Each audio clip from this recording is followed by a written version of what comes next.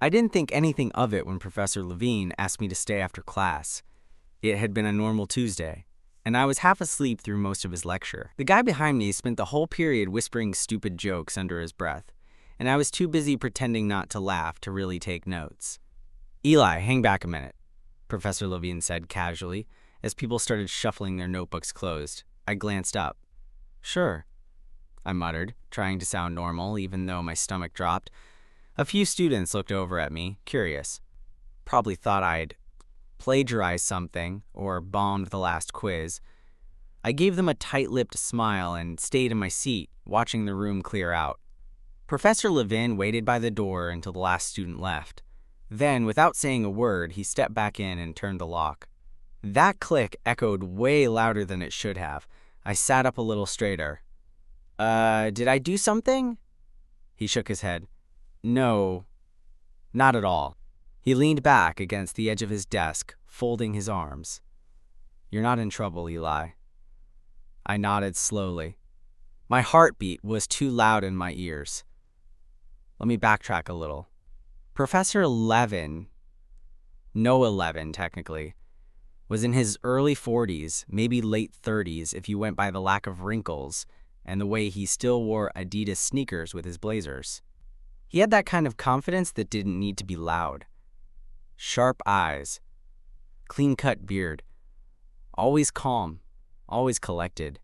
He wasn't the typical hot professor, not in a movie star way, but something about him got under your skin. Or mine, at least.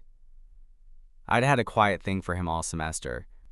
Nothing serious, just those harmless what-if thoughts when I'd zoned out in class. What if he wasn't my professor? What if we met somewhere else? What if he looked at me like, "Actually," he said, interrupting my train of thought, "I wanted to talk to you about the piece you submitted for your midterm portfolio." "Oh," I blinked. "Was it bad?" He smiled faintly. "No. It was unexpected." I shifted in my seat. "Unexpected how?" "I've read dozens of pieces on self-perception. Most students lean on theory. You didn't. You wrote about real experiences. Things most people wouldn't admit in a classroom." I felt my face getting warm. I hadn't really expected anyone to read that essay, not all the way through. It was personal, maybe too personal. I'd written about high school, about hiding parts of myself, about how exhausting it was to be constantly aware of how you're perceived, especially when you're a guy who likes other guys in a town that pretends gay people only exist on TV. "I just wrote what came to mind," I mumbled. Levin nodded, like he already knew that. Then he pushed off the desk and walked a few steps closer to where I sat. "You know," he said, "most students don't write honestly. They write for a grade. You didn't." I swallowed. "Thanks, I guess." He studied me for a second. His eyes weren't just professor eyes now. They weren't scanning for mistakes or evaluating grammar. They were quieter. Curious. There was something in the way he looked at me that made my skin tingle, and I wasn't sure if I should look away or hold it. Then he said something that threw me completely. "Do you feel safe here?" I blinked. "In class?" "In this space," he said. "In your skin. Around people like me." It took a second for the meaning to land. People like him? Was he? I didn't answer right away. Just looked up at him, my brain scrambling to connect dots I hadn't even realized were there. The way he lingered after class, the way his eyes found mine when something in a reading hit too close to home, the way he never flinched when someone brought up queer identity in a discussion. I shifted again. Yeah, I do." He exhaled through his nose almost like he'd been holding his breath. "Good," he said. But then he added, quietly, "Because I wasn't sure if I should have said anything." I blinked. "Said anything about what?" He looked down for a moment, like he was carefully choosing his next words. Then, without moving from where he stood, he said, "About recognizing something in your writing. Something familiar." My chest tightened. I knew what he meant. That part of my essay where I talked about the quiet fear of being too obvious, about the exhausting act of coding yourself, masking queerness in straight spaces. I hadn't written it for anyone else. Honestly, I wrote it because I thought it would be buried under dozens of other papers he'd skimmed through at midnight with a bottle of wine and half an eye open. But now he was standing 5 feet away, looking at me like he knew every word. "You didn't have to write that," he said, his voice quieter now. "But you did." And it hit me harder than I expected. There was a long pause. I didn't know what to say, so I did what I always do when I'm nervous. Made a joke. "Well, if it helps, I wasn't trying to trauma dump for an A." That pulled a soft chuckle out of him. It was the first time I'd heard him actually laugh in a way that wasn't meant for the whole class. It was smaller. Real. "I didn't think you were," he said. We both stood in the silence that followed, him by the desk, me still in my seat. I felt like the room had shifted into a different dimension, one where this wasn't just a professor talking to a student. It was a man talking to another man, cautiously, vulnerably, wondering how much could safely be said. Then he asked me something simple. "Have you ever told anyone about that?" It took me a second to answer. "Not really," I said. "I mean, I've talked around it, with friends, but no one really asks." His face softened. "I'm asking." That did something to me. I wasn't ready to unpack what, exactly, but it stirred something deep. Like I hadn't realized how much I needed someone to notice, to ask, to see me. I leaned back in my chair and exhaled. "I guess I've always been halfway out," I said. "Out enough to joke about it, but not enough to stop editing myself, especially around guys." He nodded slowly, like he got it, really got it. "Do you still feel like you're editing yourself now?" he asked, looking directly at me. I hesitated. Part of me wanted to lie, to make this easier, to deflect. But another part, the one that had written that essay at 2 a.m. with my heart pounding, whispered, "Don't waste this moment." So I said it. "Not right now." Professor Levin didn't react at first. He just kept looking at me like he was still reading something I hadn't written down yet. And then, God help me, he sat on the edge of the desk, closer this time. Close enough that I could see the small freckle by his jaw, the one I'd only ever caught glimpses of before.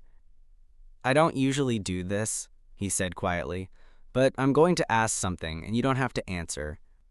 In fact, if it makes you uncomfortable, you can walk out that door, and we'll pretend this was just about your midterm." I didn't move. My pulse was a drumline in my ears. "Okay," I said, barely above a whisper. He leaned in just a bit. Not enough to invade my space, but enough to make it clear he wasn't hiding either. "Is there a reason you always sit in the third row, second seat from the left?" he asked. I blinked. That wasn't what I expected. I don't know. Habit, I guess." He smiled faintly. "It's the only seat with a clear view of the window, but also a direct line to my desk." I felt the heat rise in my face. I didn't realize. I lied, terribly. He smirked, clearly not buying it. I did. I swallowed hard. My hands were curled around the edge of the desk, trying to keep steady. Then he asked, "Do you want me to stop talking?" I didn't even think. "No." He nodded once, like he needed that confirmation. Then he stood up again, not looming, not pacing, just walking slowly, carefully. When he reached the chair beside mine, he paused.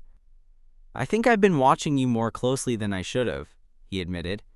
"Not because you're my student, but because you remind me of myself a long time ago, before I ever had the guts to stop performing." My mouth was dry. I had no idea where this was going, but I couldn't have left if I tried. "I never expected this," he said, his voice low now. "Not with you, but here we are." He looked at me again, truly looked, and I felt something crack open inside me. Maybe it was safety, or longing, or just the sheer surprise of being seen. Whatever it was, I didn't stop him when he reached down and gently touched my wrist. His hand was warm, steady, and I didn't pull away. I didn't know how long we stayed like that, his hand lightly resting on my wrist, my pulse thudding beneath his fingers, but it felt like time had folded in on itself. The classroom felt suspended, like it existed somewhere outside the campus, outside rules, outside reality. I should have said something. I should have cracked another awkward joke, or at least moved, but I couldn't. My body was frozen, not from fear, but from how intensely aware I was of everything. The weight of his hand, the rise and fall of his chest, the distance, barely a foot, between his knees and mine. "I probably shouldn't have locked that door," he said finally, breaking the silence. His voice was soft, but not regretful. "You did," I said, and my own voice surprised me with how calm it sounded. He looked at me, waiting. "So, what happens now?" I asked. He pulled back just a little, his hand letting go of my wrist, and I missed the warmth immediately. "That depends," he said. "I didn't bring you here to cross any lines, Eli. I brought you here because I saw something in your writing that hit closer than I expected." "And now?" I asked. He hesitated. "Now I'm realizing I've been seeing more than just your writing. Watching the way you carry yourself, the way you flinch when certain topics come up, the way your smile changes when you think no one's looking." That last part knocked the air out of me a little. "Why are you telling me this?" I asked, even though I already knew. He gave a small, careful smile. "Because you stayed, and because you didn't ask me to stop." I stared at him. "If you're waiting for me to panic, I don't think it's gonna happen." That made him chuckle. Quiet, almost relieved. "That's not what I want, Eli. What do you want?" The moment the words left my mouth, I regretted how they sounded. Too direct, too much like a challenge. But he didn't flinch. He stepped back slightly and leaned on the edge of the desk again, like he needed the distance to think clearly. "I want to talk to you, outside of this classroom, somewhere that isn't loaded." "Like office hours?" I said, half smirking. He actually laughed at that. "Not quite." I shifted in my seat, legs jittering slightly from the tension of the last 10 minutes. "You're not going to lose your job just for talking to me, right?" "No," he said firmly. "There's nothing inappropriate about wanting to know someone better, even if they're in your class." He paused. "But if we're going to keep talking, really talking, I'd like to do it after the semester ends." I nodded slowly. That made sense. Clean lines. Safe choices. "When does the semester end again?" I asked, and that pulled another laugh out of him. 3 weeks, he said. "Not that I'm counting." I let out a shaky breath and finally stood from my chair. He didn't move away. We stood, facing each other now. Close. Closer than I'd ever stood to a professor before, but it didn't feel wrong. It felt overdue. "Can I ask something?" I said. "Anything." "Why now?" He was quiet for a moment. "Because you looked like someone who needed to know they weren't invisible. And maybe I needed that reminder too." The honesty in that answer hit me harder than I expected. I nodded again. Then I reached for my backpack, slinging it over one shoulder. "I'll see you in class Thursday," I said, heading toward the door. But just before I unlocked it, I paused, turned around, and looked at him one more time. "I sit in that seat because it's the one where I can see you best." He didn't say anything. He just smiled. This time, not the professor smile. Not the polite, curated version. Just his real smile. And I walked out before I could do something impulsive. The next class was torture, not because of the content. Professor Levin, as always, was smooth and articulate, guiding us through a dense section on performative morality in media, but because now every glance felt like a message. And I had no idea how to read them. When he looked at me, it wasn't with some dramatic stare. He kept it professional, cool, almost distant. But I noticed the small things. The way his eyes flicked toward me a second longer during a debate. How he paused slightly before asking the class a question if he was facing my side of the room. And yeah, how his smile twitched the tiniest bit when I answered something right. 3 weeks, he'd said. That sounded reasonable in theory. Let the semester end, keep things above board. But I was starting to realize that 3 weeks in slow burn tension time feels like 3 years. It didn't help that I couldn't stop overthinking everything. What if I'd misread him? What if he was just being kind and the tension I'd felt wasn't mutual? What if he changed his mind? By the second week, I was driving myself crazy. So I started staying after class, not every day, just once or twice a week, pretending to have follow-up questions about the readings. Asking for clarity on an assignment I'd already half finished. Each time he answered like a pro. He never crossed a line. But his tone always shifted slightly once the room cleared out. He'd lean against the desk instead of sitting behind it. He'd ask me how I was doing, really doing. And once, when I said I was tired, he gave this soft, knowing look and said, "Yeah, I can tell." There was so much wrapped in that. Concern, familiarity, maybe even something more. The Friday before finals, I stayed after again. Not with a plan, just a gut feeling. He looked up as the last student left. I hovered by the side of the room, pretending to reorganize my bag. "You staying for another fake question?" he asked, his tone warm. I smiled. What gave it away? "You haven't actually needed help in 2 weeks," I shrugged. "What can I say? I'm clingy." That made him laugh. He leaned against the window ledge, arms crossed. "You ready for next week?" "Sort of," I said. Nervous. Not about the final. Just life, I guess. He nodded slowly. "It's a weird time. Everything feels like it's shifting, and you're just supposed to pretend like you know what comes next." I sat on the edge of a desk, mirroring him without meaning to. "Do you remember how you felt your last week of undergrad?" I asked. He smiled, eyes drifting upward. Terrified, excited, and constantly trying to act like I wasn't both. I watched him for a second. Did anything unexpected happen? His eyes snapped back to mine, and for the first time in weeks, the professor mask cracked just slightly. "Yeah," he said, "something did." We held that silence again, and this time, it wasn't nerve-wracking. It was full of something else. Something settled. Accepted. Finally, he glanced at the clock. "I'm going to have to pretend to be a responsible adult in about 10 minutes, he said. But he reached into his satchel, pulled out a small notepad and scribbled something on it. Then he tore off the sheet and handed it to me. I looked down. It was a street address. A cafe. One I knew, actually. Small, quiet, kind of tucked away. "Thursday," he said. "After finals. Noon." I nodded. "I'll be there." And then he gave me a look I hadn't seen before. Not quite a smile. Not quite anything I could name. Just real. As I headed out of the room, note in hand, I realized I wasn't nervous anymore. Whatever came next, I was ready. Thursday came faster than I expected. The final was done by 10:30 a.m., and it was the kind of test I knew I'd aced before I even handed it in. But honestly, I barely remember the questions.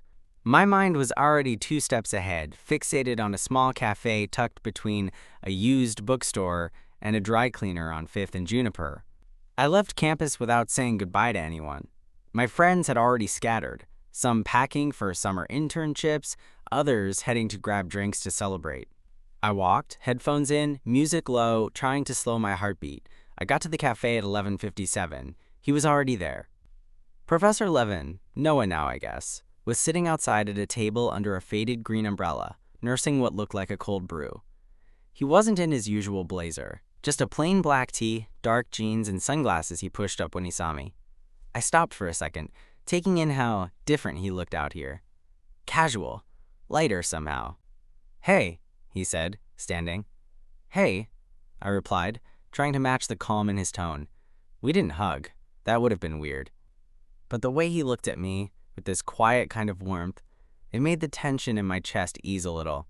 We sat, I ordered an iced tea, and tried to pretend this was normal. So I said, after a moment of sipping in silence, "Are we going to pretend this is just coffee?" He smiled, a little crooked. "No, good." More silence, but it wasn't awkward. He set his drink down. I meant what I said the other day. I don't usually do this. I figured. And I didn't invite you here because I want to play games or act on some passing impulse. I looked at him. His expression was steady. So why did you? I asked. He paused, then said, because I saw you. I saw the way you carried something all semester, quietly, carefully, and I remember what that felt like. I felt that in my chest. You mean being gay in a room full of people who assume you're not? I asked. Exactly that. We both smiled. Tired, understanding smiles. Eli, he said, voice softer now, I didn't plan to feel drawn to you. But I did. Not just because you're smart, or thoughtful, or funny in that dry, under-the-radar way, but because there's something about you that makes me feel like I don't have to explain myself. I felt heat creep up my neck. Not embarrassment. Just this sheer intensity of being spoken to like that. With no hesitation, no agenda, I took a slow breath. I didn't write that paper expecting you to read between the lines, I said. But I'm glad you did, he nodded. So am I. A beat passed, and then I asked the thing that had been tugging at the edge of my mind for days. What happens now? He leaned back in his chair. Well, he said, you're not my student anymore. That sent a jolt through me. I guess I'm not, I murmured. So, he said, his voice lighter now. I was thinking we could start by doing something outrageously scandalous. Like what? He grinned. Lunch. I laughed, louder than I expected. Scandalous. I said, how will we ever recover? We talked for 2 more hours. About our lives.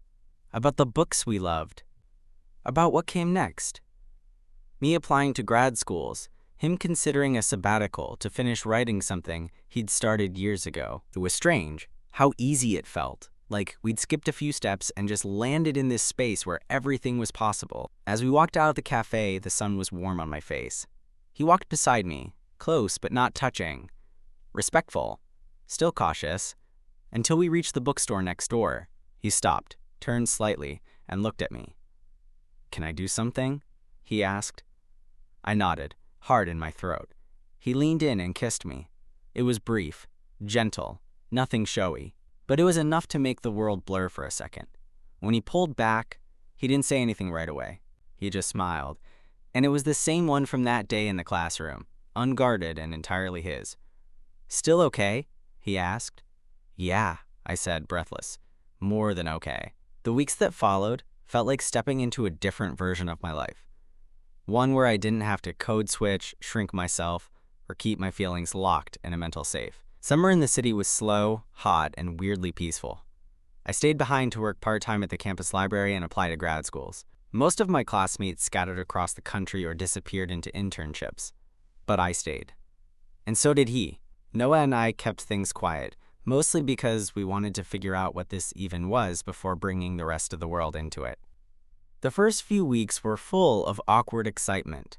Late-night texts turned into coffees, then walks, then dinners that accidentally stretched past midnight. We found our rhythm fast. I learned he preferred red wine over beer, that he was a terrible cook, and that he had a dog named Booker who lived with his ex, but whom he still visited twice a month. And he learned about me too, the things I didn't write in essays. Like how I hate cilantro, how I talk to myself when I read, and how I used to rehearse coming out in front of the mirror just to hear what it sounded like. He never made me feel small for any of it. One night, we were sitting on a rooftop. His, not mine. His apartment was a 5th-floor walk-up in a quieter part of town. It wasn't fancy, but it had a view, a breeze, and enough space for him to think. I was lying back on a blanket, staring at the stars barely visible through city light. He was beside me, elbow-propped, watching me instead.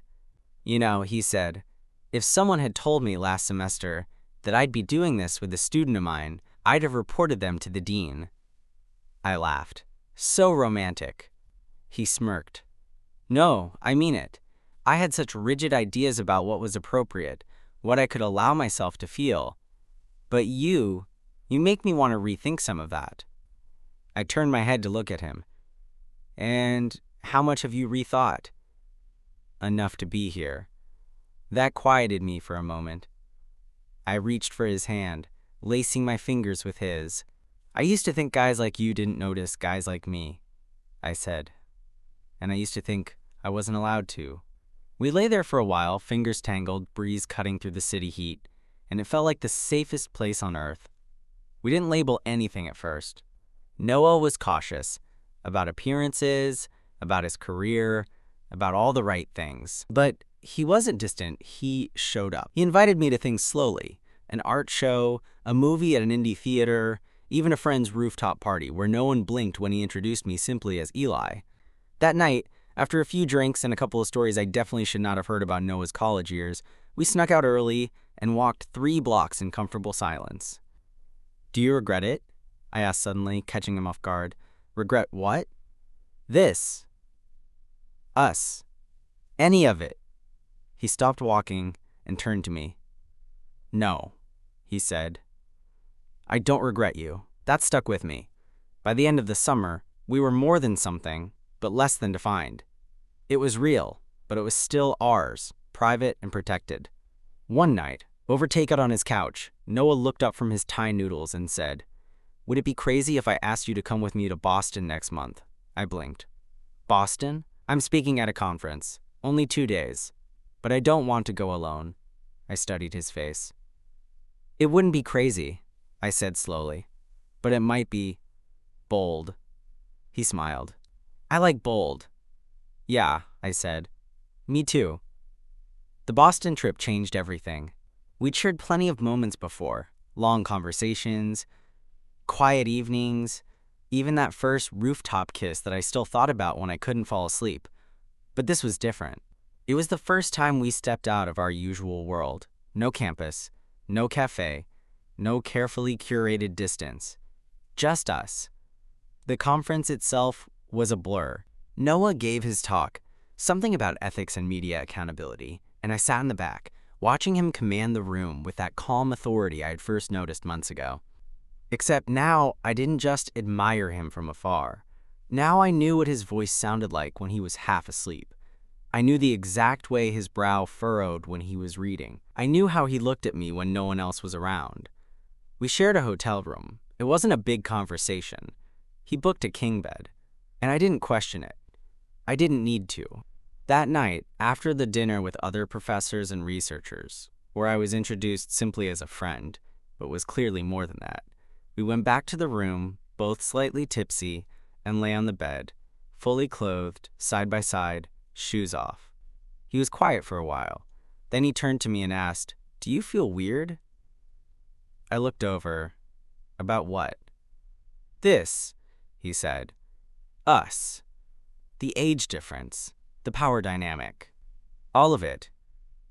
I thought about it. Not just for the moment, but everything leading up to it. The way he never pressured. The way he waited. The way he checked in. Not just with words, but with how he acted, how he moved, how he gave me space and never made assumptions. No, I said, I don't feel weird. He nodded, eyes searching mine. I just don't want to be something you look back on and feel like it happened to you instead of with you. That hit me hard. I sat up slightly, propping myself on an elbow. Noah, I'm not a kid. You didn't manipulate me. You didn't push me. You listened. You waited.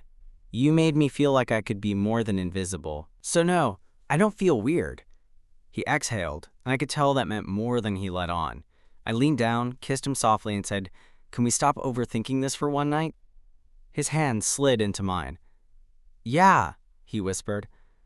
We can. We didn't leave the room the next day. Not for the free breakfast. Not for the overpriced museum passes they left in the welcome packet. We stayed in bed. Not in some movie scene way, though, yeah, we had some closeness and it was slow and intense and everything I didn't know I wanted, but in the kind of way that made the world shrink down to just the space between two people who had let each other in. We talked, dozed, laughed about nothing. I read parts of a book out loud. He made fun of my accent when I got tired, and slipped back into the drawl I'd been hiding since freshman year. That night, as the city buzzed somewhere outside our window, I asked him quietly, "So what are we?" He didn't hesitate. "We're something I want to keep," he said, and I smiled. Because that was enough. When fall came, we did what all real couples do. We figured it out. He stayed teaching. I started grad school in the same city but at a different university. We saw each other more, not less. Sometimes that meant full weekends together. Other times, just late dinners and quiet mornings where we'd both pretend we weren't running behind. We were careful, but not hidden.